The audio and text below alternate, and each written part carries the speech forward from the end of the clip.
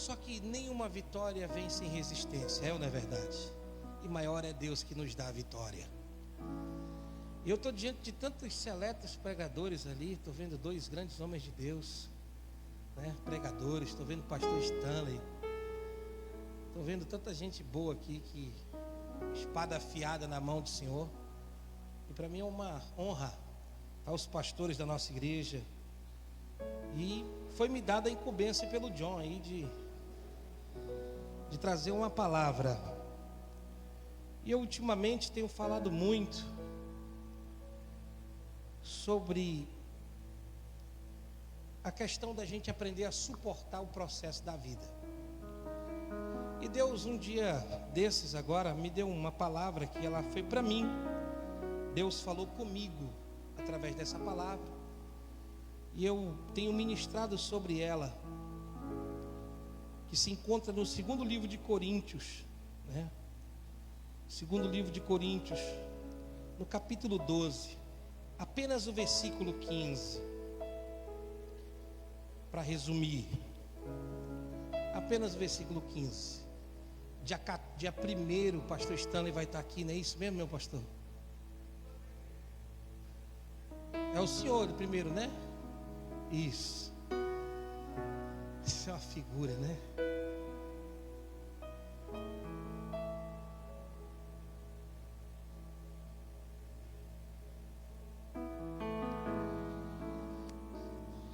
Olha aí, pastor Richard. O homem é humilde, né, pastor Moisés? Olha o que diz o texto, vamos lá. Eu de boa vontade me gastarei, e ainda me deixarei gastar em favor das vossas almas. Se mais vos amo, ainda que seja o menos amado. O apóstolo Paulo está passando aqui por uma certa resistência dentro daquela igreja. As cartas que ele escreveu, todas as duas foram resposta. Ele discipulou suas igrejas através de cartas doutrinárias que servem para a minha vida e para a sua vida até hoje. E a gente está vivendo num tempo de tanta incerteza sobre a fé, que tem horas que a gente tem que fazer uma escolha.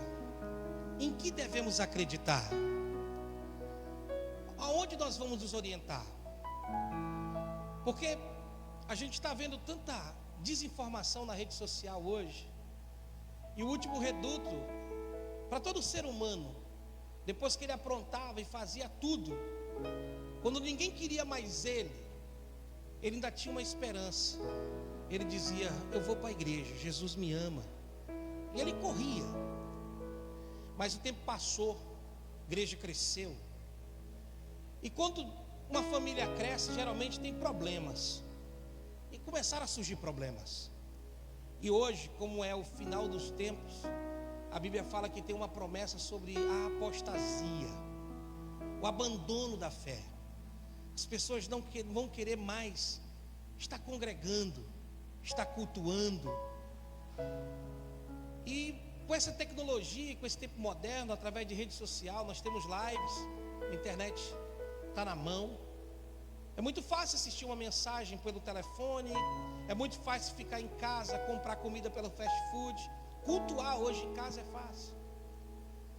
Então nossa geração está enfrentando esses desafios. Aí a gente vai olhar para pessoas que crescem o número dos desigrejados, pessoas que se dizem cristãos, mas não são igreja. Ele diz: aceitei Jesus, mas igreja eu não sou, eu não estou em nenhuma delas. E acham que são igreja dentro de casa. A igreja é a junção dos filhos. O primeiro nível de acesso que nós temos no reino de Deus é em João 1, versículo 12. E todos quantos creram, foi-lhe dado o poder de ser chamado filho de Deus. Então ele nos abre um acesso, o acesso de filhos. E dentro desse acesso, dessa porta, nós temos legalidades e também temos responsabilidades. Só que, como filho, nem todo filho vai ser igreja, porque muitos são chamados e poucos são os escolhidos. Em função disso, as frustrações vêm, o diabo vem. E a igreja esqueceu que o principal foco da sua batalha é contra Satanás. E trouxemos o que é natural para dentro da igreja, o mundo para dentro da igreja. Hoje, quando você faz um culto de libertação, é motivado por barulho, é motivado por movimento. Quando a fé, ela é silenciosa. A fé, na grande maioria, ela foi vivida em momentos de solidão, em momentos de angústia, onde não tinha ninguém para aplaudir. Era ali que os grandes milagres aconteciam, rompiam-se grandes barreiras. Mas o que foi que o inimigo fez? Começou a atacar a igreja na sua imagem. Começou a sujar, a querer manchar a imagem da igreja, da noiva. E com isso muitos estão feridos, muitos estão frustrados, muitos estão aborrecidos, deixaram de caminhar, deixaram de acreditar em Deus, culpando Deus por coisa que homens fizeram a ela. E Paulo, quando ia discipular a sua igreja, ele primeiro ouvia os problemas que lá estavam acontecendo. Avisa aí, Tiago, para parar, filho, tá? Eles primeiro ouviam os problemas que lá estavam acontecendo. E quando aconteciam os problemas lá, então Paulo escrevia na sua carta, dando direções do que fazer. E no versículo do capítulo 12, Paulo vai falar de uma coisa que é desagradável: o espinho na carne. Naquele momento, Paulo está lidando com um problema de igreja, com a comunidade que ele vive. Aí tem gente que diz assim: poxa, mas hoje na igreja tem muito problema. Existe problema desde que a igreja foi inaugurada. Porque onde há ajuntamento de pessoas imperfeitas, vai dar problema. Pastor, o que tem a ver isso com o Pedrinho? Você vai já entender onde eu vou chegar. Aí Paulo está passando por essa crise, uma certa crise de ministério. Porque se você ler o capítulo 12, ele vai começar dizendo: eu conheci um homem, se no corpo eu não sei, ou fora do corpo, mas há 14 anos foi até o terceiro céu. E lá ouviu coisas inefáveis que não convém o homem falar. Se eu tivesse de me gloriar, eu me gloriaria nisso, deste homem, que não sei se no corpo ou fora do corpo, mas chegou até o céu. E se eu me gloriasse, Paulo continua escrevendo, eu não seria nécio, ou seja, eu não seria menino nem infantil, porque eu estaria apenas falando a verdade. Agora Paulo vai dizer para mim e para você uma lição de vida. Qual, pastor? Paulo vai dizer: mas por causa da excelente revelação, por causa da oportunidade que eu tive, por causa do acesso que eu alcancei em Deus, Ele me enviou um espinho na carne, a fim de que eu não me gloriasse. Paulo está dizendo assim, que eu não me perdesse. Um demônio veio para me esbofetear, Satanás enviou um mensageiro para me esbofetear. Pelo que por 3 vezes eu clamei ao Senhor, e Ele me disse: Paulo, a minha graça te basta. E o Senhor disse para ele: e o meu poder se aperfeiçoa na tua fraqueza. Aí Paulo vai dizer: então eu me gloriarei nas minhas fraquezas. Não, talvez alguém não entendeu o que eu disse agora. Quando Deus responde para Paulo acerca de uma dor, de uma aflição, Paulo ouve da boca de Deus: eu já te dei a minha graça. Sabe o que Deus está falando para Paulo? Tu já tem o meu favor. Graça é favor, coisa que não merecemos. Ele disse: eu já te dei o meu amor, eu já te dei salvação, eu já te dei autoridade. Tu já tens o meu favor, e isso é suficiente para você tocar a sua vida mesmo com esses espinhos, Paulo. Você pensa que Paulo foi brigar com Deus porque Deus disse para ele: não, Paulo, eu vou tirar o espinho? Você pensa que Paulo ficou zangado, depressivo, decepcionado, saiu chutando o pau da barraca, como muita gente do nosso tempo anda fazendo? Ah, porque Deus está fazendo isso. A coisa mais difícil para mim foi ouvir, depois de 1 hora de oração, chorando, quando eu levantei dali, Deus olhou para mim e disse: quando você pedir aquilo que eu não quero te dar, você vai ficar nessa fase da vida. Tem coisas que Deus não quer dar. Aí eu, achando que eu era melhor do que alguém, melhor do que o outro cristão, melhor do que o Paulo, melhor do que os apóstolos, melhor do que qualquer um. Eu digo: Deus, mas eu estou orando, eu estou 1 hora de oração, eu estou gastando, eu estou jejuando. Aí Deus, depois de tudo isso, disse: enquanto você me pedir aquilo que eu não quero te dar, você vai ficar sentindo essa dor. Então entenda que tem coisas que Deus não quer tirar, Deus não quer fazer. Entenda que foi coisas que Deus já tirou e não quer trazer de volta. Por quê, pastor? Porque a graça dele já é suficiente para a minha vida e para a tua vida. Não, pastor, mas eu quero. O problema é nosso, da gente querer. Um pai jamais vai querer para o filho coisa pior, mas ele sabe que aquilo que você anda pedindo vai ser o motivo da sua derrota, da sua destruição. Pastor, então eu vou ter que conviver com o não de Deus até quando? Até o momento que você entender e encontrar e aprender quais são as suas fraquezas e começar a se apoiar nela, porque quando você estiver fraco, você é totalmente dependente de Deus, e na dependência de Deus nós somos fortes, estamos fortalecidos, estamos vivos e mais do que vencedores. Então Paulo teve que entender essa lição. Ele diz: então eu me gloriarei na minha fraqueza. A palavra glória é uma palavra grega, um substantivo feminino para honra adquirida por obra realizada. Ela tem 3 conotações. Glória significa honra, glória significa reconhecimento. Então, quando foram transliterar a Bíblia, tudo é palavra glória, mas aqui a gente aplica a primeira embasão da palavra. Qual, pastor? Ele está dizendo: se eu tiver que me honrar, ou seja, se eu tiver que reconhecer, eu vou reconhecer as minhas fraquezas. Entendeu? O problema é que a gente fala glória, eu vou me exaltar na minha fraqueza. Ninguém se exalta na fraqueza. Fraqueza não é motivo de exaltação. É por isso que é importante entender o texto. Ele diz: se eu tiver que reconhecer alguma coisa, eu vou reconhecer as minhas fraquezas.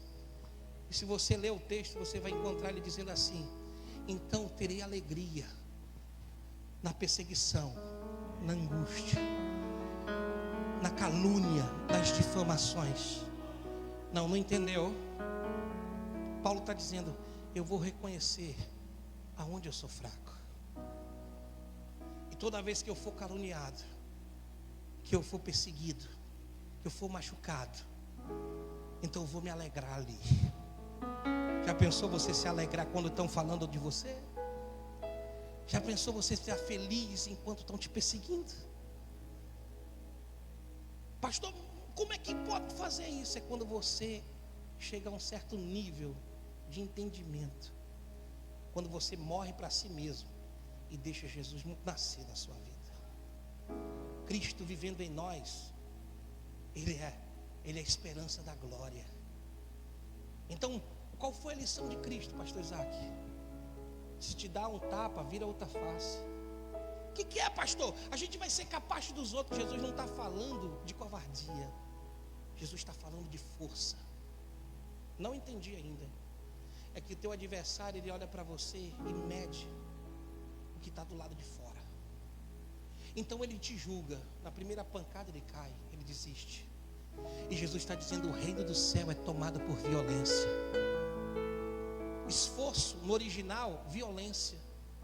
Você sabe o que é violência, querido? Eu já ensinei para a nossa igreja aqui. Se você olhar nas montanhas, existe um tipo de antílope, que eles têm um chifre grandão que enrola. A Dodge Ram carrega o símbolo deles. E quando eles querem ganhar território, o macho alfa vai ser desafiado. O novato chega, e eles olham um para o outro e dão uma pancada assim, pá! Quem ficar de pé vence. Quem não suportar pode não cair, mas corre. Dali surgiu a palavra violência, desse confronto. Você está entendendo agora qual é o teu desafio de fé? É que quem está te agredindo está achando, na primeira pancada ele cai. Mas o vitorioso não é o que bate, é o que fica de pé. Não, você não pegou. Tem dia que a gente está sofrendo tanto, está apanhando. Tem dia que não tem ninguém para motivar a gente, está sangrando. Só que tem um detalhe: a gente está de pé. Você está de pé. E o reino de Deus é para esse tipo de gente. Gente que ainda que esteja sofrendo as violências da vida, Jesus está dizendo: mostra que quem está em você é mais forte do que você. Dá outra face, porque ele achou que você ia desistir, que você ia parar. E quando você vira outra face, você está dizendo: pode bater, porque quem está em mim é mais forte do que eu. Quem me sustenta tem mais força do que eu. Jesus disse sobre resistência: se te chamar para andar 1 milha, vai 2. Por quê? Olhou para você e disse: esse gordinho não aguenta andar 1 quilômetro comigo. Então ele vai medir a capacidade dele e vai achar que você é incapaz. Porque o tal do invejoso, ele é assim. Ele olha para você e diz assim: ele não merece, ele não consegue, ele não dá conta. Por que ele está aí? O invejoso, ele quer o seu lugar, mas não quer viver o processo que você viveu, a luta que você enfrentou, a dor que você carrega. Mas ele está dizendo: ele não aguenta, ele não suporta. Então ele te desafia: vamos comigo, vamos. Aí quando ele está lá, chegando no fim da rota, está morto de cansado, dizendo: se eu estou cansado, então ele não aguenta mais. Aí você olha para ele e diz assim: parou por quê? Vamos mais outra agora. Eu quero ver do que você é feito. Eu sei do que nós somos feitos. Se você é feito de fé, Deus vai te sustentar nessa jornada e você não vai parar. E eu parto para finalizar. Paulo está dizendo: eu reconhecerei minhas fraquezas e nisso terei alegria. Ele está com uma crise aqui. Ele está dizendo a seguinte coisa: olha, mesmo eu não sendo inferior a nenhum dos mais excelentes apóstolos, eu tive convosco e não deixei faltar nada a vocês, e vocês não são inferior a nenhuma igreja. De verdade, era para vocês me receberem com louvor, com alegria. Mas eu fui inquirido por vocês, eu fui chamado a atenção. E ele diz: é porque eu fui pesado a vós. A igreja estava reclamando do sustento do apóstolo, estava achando ruim, porque o apóstolo dava a vida para estar cuidando das igrejas. E ele estava dizendo: eu fui pesado a vós. Eu estou me preparando para ir uma terceira vez. Eu prometo que eu não vou ser pesado. Eu quando enviei Timóteo também andou na mesma pisadura e não foi pesado. E eu prometo que eu não vou ser mais pesado a voz. Ele vai dizer: porque os filhos não podem tesourar para os pais, mas os pais entesouram para os filhos. Versículo 14. E ele diz: mas mesmo assim, de bom grato, eu me gastarei por vossas almas. Eu me deixarei gastar por elas. E mesmo amando vocês cada vez mais, ainda que eu seja menos amado, eu me deixarei gastar por vossas almas. Então, a maior lição que eu aprendo aqui é que Paulo, ele avalia o ministério, ele aprende a lidar com as críticas, com as dores, ele aprende a lidar com tudo aquilo. E ele diz: esse é meu espinho na carne, essa é a dor que eu tenho que carregar, as ingratidões, as perseguições, é isso que eu tenho que sofrer. Eu sofro tudo isso, mas eu não vou parar. Eu vou continuar sendo usado por Deus. Eu vou continuar confiando no chamado de Deus. Eu vou continuar me gastando em Deus. Quem está entendendo aí? Pastor, por que o senhor está falando isso? E o que isso tem a ver com Pedrinho? Porque esse é o espinho que vocês estão enfrentando hoje, que a tua irmã está enfrentando hoje, que a tua família está enfrentando hoje. E muita gente poderia estar desesperada, mas você está aqui fazendo a obra. E é por isso que Deus há de nos recompensar, porque tudo que nós aprendemos em Deus, a gente botando em prática, Deus ativa os seus milagres e milagres começam a acontecer. Mas quem sabe tem alguém que precisa ouvir essa palavra, que já tentou se livrar do marido, do filho, de um casamento, de uma situação, de uma circunstância e nunca conseguiu. Pastor, quando é que essa dor acaba? Deus está mandando te dizer: suporta. Na hora que Deus quiser tirar o espinho, Ele tira. Pastor, quando é que isso vai ter fim? Eu descobri, pastor Isaac, que tem problemas que a gente não resolve, não tem como resolver. Davi matava gigante, matava leão, matava urso, Mas até que um dia Deus colocou um Saul na frente dele. E ele disse: eu tenho força para matar. Teve oportunidade para matar. Mas ele disse: eu não posso matar. Era fácil resolver. Se fosse hoje, tinha matado Saul na hora. Mas ele disse: eu não posso. Então vai ter problemas que a solução não está em nós, que é o caso do Pedrinho. Vai ter circunstâncias que a solução não está só na gente. Depende de um tempo e de uma determinação de Deus. Só que uma coisa você pode ver: o primeiro milagre já aconteceu. Qual, pastor? O milagre da união, o milagre do propósito, o milagre da família, o milagre da fé está acontecendo. O milagre do amor está sendo gerado, porque em volta de um espinho, de um problema que o Pedro está sentindo, Deus está começando a mexer pessoas, levantar ministérios, levantar atitude, levantar situações, levantar propósitos, levantar objetivos. E quando o milagre de Deus acontecer, você vai dizer assim: eu fiz parte dessa história, Deus existe. E quando alguém quiser machucar minha fé, você vai poder abrir a boca e dizer: não, a minha fé não é de ouvir falar, eu vivi, eu passei, eu vivi, eu enfrentei, eu vivi, eu vi acontecer. Se você recebe essa palavra, então receba esse milagre na sua vida, na sua casa, na sua família. Pastor, tem um problema que eu não estou conseguindo resolver. É porque o tempo de Deus está sobre a tua vida. O problema não está na pessoa, Deus está tratando com você. Se o problema não se resolve, o alvo de Deus é você. Se a situação não muda, a circunstância quer mudar você. Então não ache que Deus te abandonou. Deus está mudando é você. Às vezes a gente quer que a situação mude. Deus está dizendo: eu estou te mudando. Deus, mas por que tanta coisa? Por que tanta situação se levanta? É porque a gente é duro demais, pastor Stan. A gente é forte demais. A gente é teimoso demais, pastor Richard.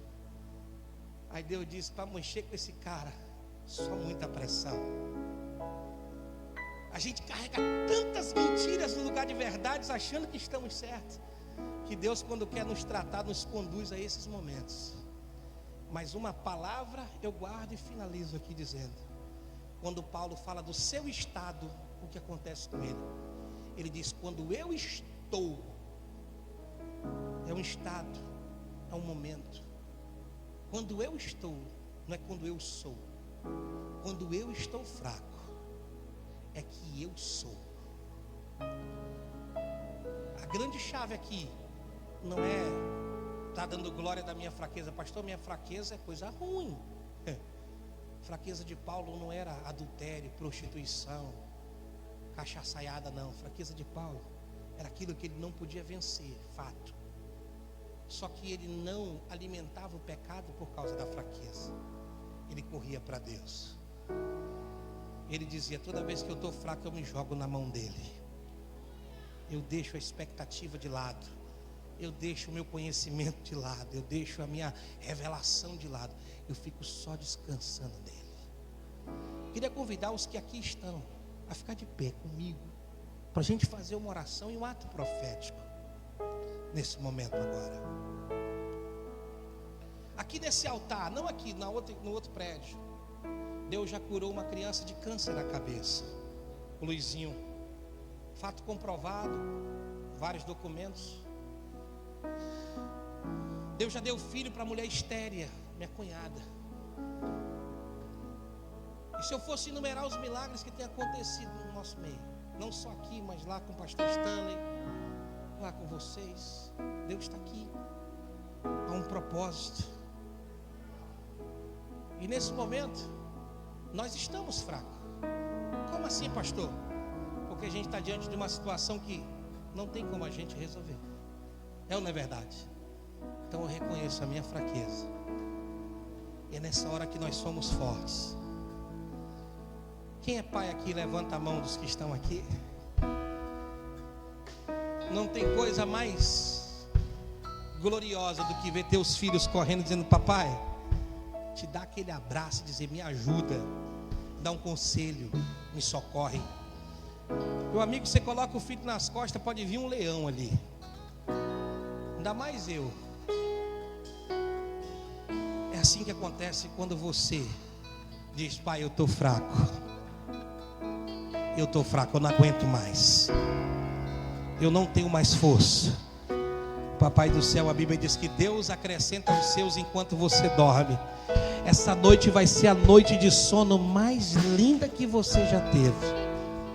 Porque a Bíblia diz que o Senhor dá aos seus enquanto dorme. Essa noite nós vamos orar. Eu sei que o propósito aqui é o Pedrinho, mas muita gente que está ouvindo essa mensagem precisa ouvir esse direcionamento de Deus. Até hoje você brigou, até hoje você lutou, até hoje você resistiu, até hoje você xingou, você espraguejou. Chegou agora a hora de você descansar, colocar a cabeça no travesseiro e dizer: agora está na tua mão. Meu filho está na tua mão, meu casamento está na tua mão, minha família está na tua mão, minha empresa está na tua mão, meu ministério está na tua mão. E você vai ver que quando amanhecer o dia, o sol da justiça vai estar brilhando para ti, dizendo: levanta, levanta, vencedor. Ah, pastor, mas não mudou nada. Calma, o silêncio de Deus não é reprovação. Se Deus não está falando, é porque Ele está te aprovando. O pai não chama a atenção do filho se o filho está na rota certa. Tem gente que está dizendo: pastor, Deus está em silêncio, Deus me abandonou. Não, filhinha, é que Ele está vendo que a rota está certa, o caminho está certo, mas está doendo, pastor. Ele sabe que está doendo. Essas dores é Ele tirando de você o que não é para ficar e acrescentando o que precisa ser acrescentado. Pastor, e o espinho? Aprende a caminhar com Ele. Quando você parar de se incomodar, Deus disse: agora Ele é mais forte do que a dor. Agora não precisa mais, deixa eu tirar daí. E você vai viver a plenitude da graça de Deus. É isso que Deus tem para a sua vida. E nesse momento agora eu queria pedir que você levantasse a mão para o céu, na direção dessa imagem. Na direção dessa imagem. Porque o foco e o propósito é orarmos por Ele. A palavra de Deus para todos nós. Mas eu quero fazer uso da Bíblia, que o que dois concordar aqui na terra, o céu concordará, porque foi Jesus que disse. Pastor, mas eu não estou sentindo nada. A tua alma te engana, meu filho. Mas entre eu sentir e a Bíblia afirmar, a Bíblia não mente. O homem é mentiroso, mas a Bíblia não mente. Então, se eu concordar junto com você, Deus lá no céu já está gerando um milagre. Já está gerando um milagre. Eu queria orar contigo nessa hora. Pai, graça nós te damos pela vida dessa criança, Jesus, Pedrinho. Eu preciso do milagre da cura. E preciso do milagre financeiro, porque a dívida já foi feita, a despesa já foi gasta. E além de pagar o que está sendo devido, ó Deus, ainda tem uma carga de exames para fazer. E ainda que o Senhor os cure, o Senhor vai dar condição para a medicina entender que o Senhor é quem criou a célula. O Senhor é quem criou o tecido. O Senhor é que fez viver os órgãos. O Senhor é que traz à existência aquilo que ainda não existe. Então nesse momento agora, que as células do corpo do Pedrinho, Jesus, escutem o som da tua voz e comecem a entender que toda célula que é cancerígena vai ser destruída do corpo dele e vai ser convertida em células boas. Que haja vida, que comece a existir a vida, que traga a existência a vida, que traga a existência a vida, que a vida volte a fluir de forma saudável, abundante e transbordada sobre a vida do seu filho, Pai. E que os céus se abram, que o céu se abra, que o céu se abra. Agora eu estendo as minhas mãos, Senhor, para o teu povo. Que haja um milagre, que haja um mover nessa família, que haja um mover nesta casa, que haja um mover nos ministérios. A igreja jamais será abalada, a igreja ninguém pode parar, as portas do inferno não podem prevalecer. Então eu profetizo e desatamos sobre a vida da tua noiva um tempo de milagre, um tempo de avivamento, um tempo de cura, um tempo de libertação, um tempo de almas do teu altar, de amor por vidas até o arrebatamento da igreja. Se você concorda comigo, Por um minuto nós vamos glorificar a Deus. Por um minuto nós vamos adorar a Deus com o nosso mais perfeito louvor.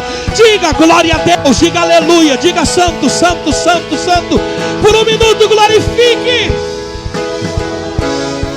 Isso, adore a Ele, adore por esse minuto agora.